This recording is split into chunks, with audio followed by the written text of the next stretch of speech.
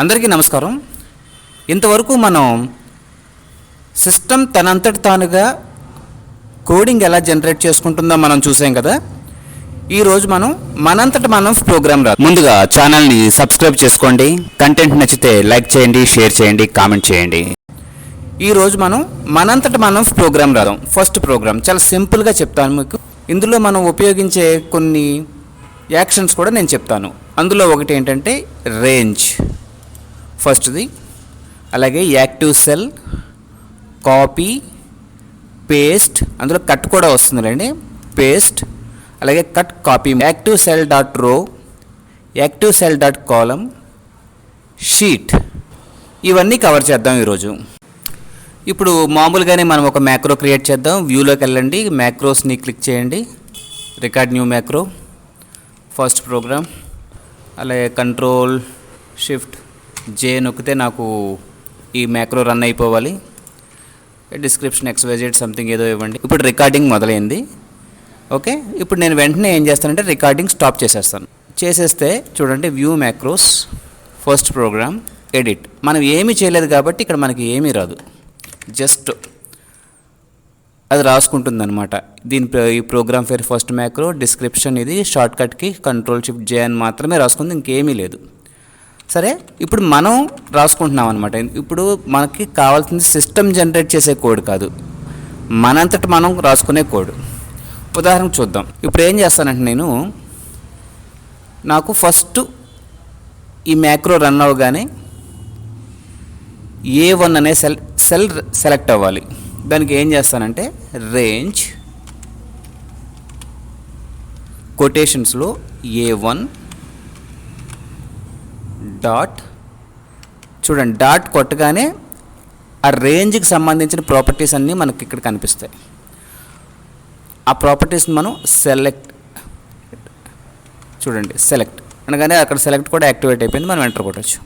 అంటే range A1 select చేసుకోవాలి.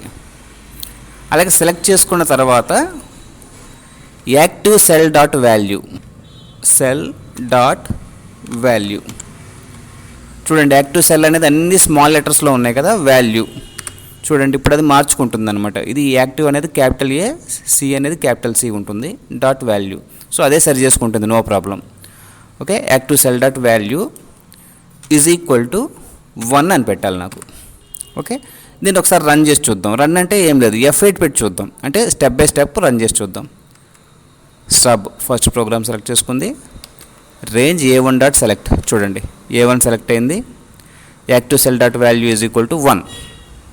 మీకు గుర్తుండే ఉంటుంది, మనం లాస్ట్ టైం మనం ప్రోగ్రాంలో ఫార్ములా R1C1 అని ఇచ్చుకోం కదా, అట్లా కాకుండా ఇక్కడ వాల్యూ డాట్ ఆ సెల్ యొక్క వాల్యూ అంటే సరిపోతుంది.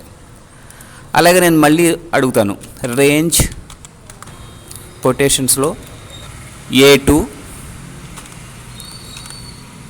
డాట్ సెలెక్ట్, యాక్టివ్ సెల్, అంటే A2 సెలెక్ట్ అయిన తర్వాత అదే యాక్టివ్ సెల్ అవుతుంది కదా, అంటే మనం ఏదైతే సెలెక్ట్ చేసుకుంటామో దాన్ని యాక్టివ్ సెల్ అంటాం అనమాట. Active cell dot value is equal to 2. అలాగే A3 కూడా సెలెక్ట్ చేసుకుని దాని వాల్యూ 3 అందాం. A3 3.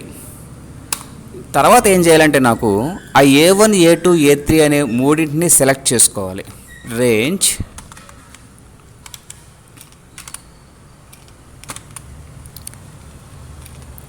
A1 నుంచి A1 కొటేషన్ అంటే కోలన్ పెట్టండి, ఫుల్ కోలన్, A3 అంటే A1 నుండి A3 వరకు అని అర్థం అన్నమాట. అది డాట్ సెలెక్ట్. ఓకే, సెలెక్ట్ చేసిన తర్వాత ఆ సెలెక్షన్లో ఉన్నదంతా నాకు కాపీ అవ్వాలి. అంటే ఇక్కడ సపోజ్ A1, A2, A3 ఏదో ఉందనుకోండి, అది కాపీ అవ్వాలి నాకు. సెలెక్షన్ డాట్ కాపీ, సెలెక్ట్ చేసుకున్న దాన్ని కాపీ చేయాలి. అలాగే ఆ కాపీ ఎక్కడ పేస్ట్ చేయాలి, అది B1లో పేస్ట్ చేయాలి. Range B1 dot select. ఇప్పుడు B1 సెలెక్ట్ చేసుకున్నాం కదా, B1 సెలెక్ట్ చేసుకున్న తర్వాత మనం ఏం చేయాలంటే దాన్ని ఏదైతే కాపీ అయిన ఐటమ్ ఉందో దాన్ని B1లో పేస్ట్ చేయాలి. ఎలా అంటే చూడండి, ఇక్కడ యాక్టివ్ షీట్ డాట్ పేస్ట్ అని ఉంటుంది. అంటే యాక్టివ్ షీట్ డాట్ పేస్ట్ అంటే షీట్ మొత్తంలో ఎక్కడ పడితే అక్కడ పేస్ట్ చేసేయమని కాదు. ఏంటంటే ఇక్కడ మనకి B1 సెలెక్ట్ అయింది కదా, షీట్ 1లో B1 సెలెక్ట్ అయింది. ఆ సెలెక్షన్ ప్లేస్ నుంచి స్టార్టింగ్ పాయింట్ పెట్టుకుని అక్కడ పేస్ట్ చేయాలన్నమాట. ఆ టైంకి షీట్ 3 యాక్టివేట్ అయింది అనుకోండి, అక్కడ డిఫాల్ట్గా A1 సెలెక్ట్ అయింది కాబట్టి అక్కడ నుంచి పేస్ట్ చేసేస్తుంది. ఓకే, ఇప్పుడు మనకి B1 మనమే సెలెక్ట్ చేసుకున్నాం కాబట్టి B1లో పేస్ట్ చేసేస్తుంది. పేస్ట్ చేసేసిన తర్వాత ఒక చిన్న ప్రాబ్లం వస్తుంది, చూపిస్తాను చూడండి. ఉదాహరణకి ఇది నేను కాపీ చేశాను. కాపీ చేసిన తర్వాత ఇక్కడ పేస్ట్ చేశాను అనుకోండి, పేస్ట్ అవుతుంది. పేస్ట్ అయిన తర్వాత కూడా చూడండి, ఇక్కడ మీకు ఒక లైన్స్, చిన్న చిన్న లైన్స్ ఇలా డాట్స్ కదులుతున్నట్టు కనిపిస్తుంది కదా. అంటే దాని అర్థం ఏంటంటే నేను ఎక్కడైనా పేస్ట్ చేసుకున్నా కానీ పేస్ట్ అవుతానే ఉంటుంది అది, ఎందుకంటే అది ఇంకా కాపీ మోడ్లోనే ఉందన్నమాట ఇది. సో దీన్ని తీసేయాలి మనం. తీసేయడానికి దానికి ఒక కమాండ్ ఉంది. మామూలుగా అయితే మనం ఇక్కడ ఎంటర్ కొడితే పోతుంది, కానీ ప్రోగ్రాంలో మనం అలా ఎంటర్ కొట్టాం కాబట్టి దానికి ఒక కమాండ్ ఉందన్నమాట. ఆ కమాండ్ ఏంటంటే application dot cut copy mode is equal to falls. Okay, అంటే అది పోతుందన్నమాట. ఇప్పుడు మళ్ళీ మొదటి నుంచి రన్ చేస్తాను ఈ ప్రోగ్రామ్ చూడండి. F8 కొడుతున్నాను. A1 సెలెక్ట్ అవ్వాలి, సెలెక్ట్ అయింది, వాల్యూ 1. A2 సెలెక్ట్ అయింది, వాల్యూ 2. A3 సెలెక్ట్ అయింది, వాల్యూ 3. అలాగే A1 నుంచి A3 వరకు సెలెక్ట్ చేయమంటున్నాను. ఇప్పుడు మొత్తం ఈ రేంజ్ అంతా సెలెక్ట్ చేయమంటున్నాను. ఏదో ప్రాబ్లం వచ్చినట్టుంది చూడండి, ఇక్కడ స్పెల్లింగ్ తప్పు వచ్చింది. సెలెక్ట్, ఓకే చూడండి, ఇక్కడ నుంచి రన్ అవుతుంది, నో ప్రాబ్లం. చూడండి మొత్తం సెలెక్ట్ అయింది. సెలెక్ట్ అయిన తర్వాత సెలెక్షన్ డాట్ కాపీ అంటున్నాను. చూడండి కాపీ, చూడండి ఇక్కడ లైన్స్ కూడా మీకు కనిపిస్తున్నాయి అనుకుంటున్నాను నేను. ఓకే, ఒక రకంగా అలాగ ఫ్లో అవుతున్నట్టు లైన్స్ వస్తాయి అన్నమాట, డాట్ డాట్ డాట్ కింద మూవ్ అవుతున్నట్టు కనిపిస్తుంది మనకి, అంటే కాపీ మోడ్లో ఉంది అది. Range B1 dot select, B1 select అయింది. యాక్టివ్ షీట్ డాట్ పేస్ట్, అక్కడ పేస్ట్ చేసేస్తుంది. చూడండి 1 2 3 పేస్ట్ చేసేసింది. అయినా కానీ ఇక్కడ మనకి లైన్స్ కనిపిస్తున్నాయి కదా ఇలాగా తిరుగుతున్నట్టు. Application dot cut copy mode is equal to false. చూడండి పోయినాయి అవి, ఎండ్స్ అప్. ఆ తర్వాత నాకు ఏం కావాలంటే ఇక్కడ ఈ A5లో ఈ రో నెంబర్ కనపడాలి నాకు, అలాగే B5లో ఈ కాలమ్ నెంబర్ కనపడాలి నాకు. తర్వాత ఏం రాస్తానంటే range A5 dot select active cell dot value is equal to ఏం కావాలంటే నాకు దాని వాల్యూ కావాలంటే ఎలా వస్తుందంటే యాక్టివ్ సెల్ డాట్ రో అని వస్తుంది చూడండి. ఓకే, యాక్టివ్ సెల్ డాట్ రో, యాక్టివ్ సెల్ డాట్ రో వాల్యూ ఎంతండి, యాక్టివ్ సెల్ అంటే 5 ఇది, దాని రో వాల్యూ అంతా 5, అది వస్తుంది అనమాట. తర్వాత నాకు ఏం జరగాలంటే B5కి రావాలి.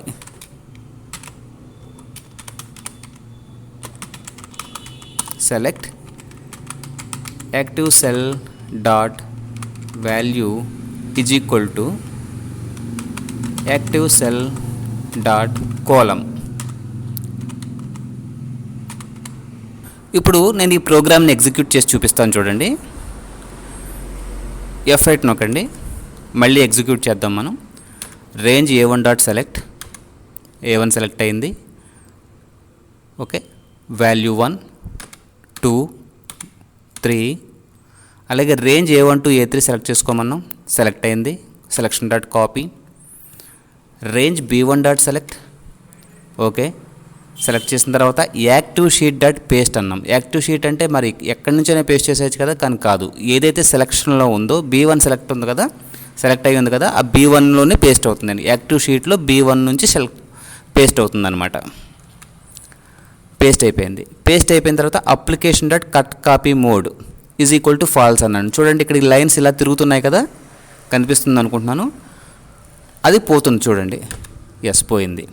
పోయిన తర్వాత నేను మళ్ళీ ఏమన్నాను, రేంజ్ A5 డాట్ సెలెక్ట్ అన్నాను. చూడండి A5 సెలెక్ట్ చేసుకుంది. A5లో ఏం వాల్యూ కావాలి, యాక్టివ్ సెల్ డాట్ వాల్యూ ఏం కావాలి, యాక్టివ్ సెల్ డాట్ రో. చూడండి మనం ఈ పాయింటర్ ఇక్కడ జరపగానే దాని వాల్యూ కింద కనిపిస్తూ ఉంటుంది చూడండి. యాక్టివ్ సెల్ డాట్ రో ఈజ్ ఈక్వల్ టు 5 అని కనిపిస్తుంది కదా. సో ఆ వాల్యూ ఇక్కడే కనిపించిపోతుంది మీకు, రైట్. ఇక్కడ వచ్చింది. మళ్ళీ ఏమన్నాను, రేంజ్ B5 డాట్ సెలెక్ట్ అన్నాను. చూడండి ఇప్పుడు B5 సెలెక్ట్ అయ్యింది. Range B5 dots active cell dot value is equal to active cell dot column, active cell యొక్క కాలమ్ నెంబర్. క్లియర్గా అర్థం చేసుకోండి, మన ఇంగ్లీష్ లాంగ్వేజ్ని అర్థం చేసుకున్నంత ఈజీ ఇది. యాక్టివ్ సెల్ ఏ కాలంలో ఉందో ఆ కాలం నెంబర్ అనమాట. చూడండి అది 2, కాలం పేరు కాదు, ఇది column number. Okay, end sub end. ఇప్పుడు మనం షీట్స్ గురించి చెప్పుకుందాం. లాస్ట్ వన్ షీట్ గురించి చెప్తానని చెప్పాను కదా. ఇప్పుడు షీట్ అంటే చూడండి, ఇక్కడ షీట్ 1 అని కనిపిస్తుంది కదా, అలాగే షీట్ 3 అని కూడా కనపడుతుంది కదా. రకరకాలు ఉన్నాయి ఇందులో, షీట్స్ ఎన్నైనా ఉంటాయి, మనం పెట్టుకోవచ్చు. కావాలంటే కొత్త షీట్స్ కూడా యాడ్ చేసుకోవచ్చు. ఓకే, ఇప్పుడు చూడండి మనం ఏం చేసాం, A1 నుంచి A3 సెలెక్ట్ చేసుకుని దాన్ని B1లో పేస్ట్ చేసాం కదా. పేస్ట్ చేసిన తర్వాత నాకు ఏం కావాలంటే అవే వాల్యూస్ మళ్ళీ షీట్ 3లోకి వెళ్ళి సపోజ్ ఇక్కడ నుంచి పేస్ట్ అవ్వాలి. ఓకే, ఇది నాకు కావాల్సింది. ఇప్పుడు నేనేం చేస్తానంటే చూడండి, ఇక్కడ రేంజ్ A1 నుంచి A3 సెలెక్ట్ చేసుకున్నాం, సెలెక్షన్ దాన్ని కాపీ చేసుకున్నాం, దాన్ని B1లో పేస్ట్ చేసుకున్నాం, అదే B1లో సెలెక్ట్ చేసుకున్నాం, B1 సెలెక్ట్ చేసుకున్నాం, అలాగే యాక్టివ్ షీట్ డాట్ పేస్ట్ ఆ షీట్లో పేస్ట్ చేసుకున్నాం.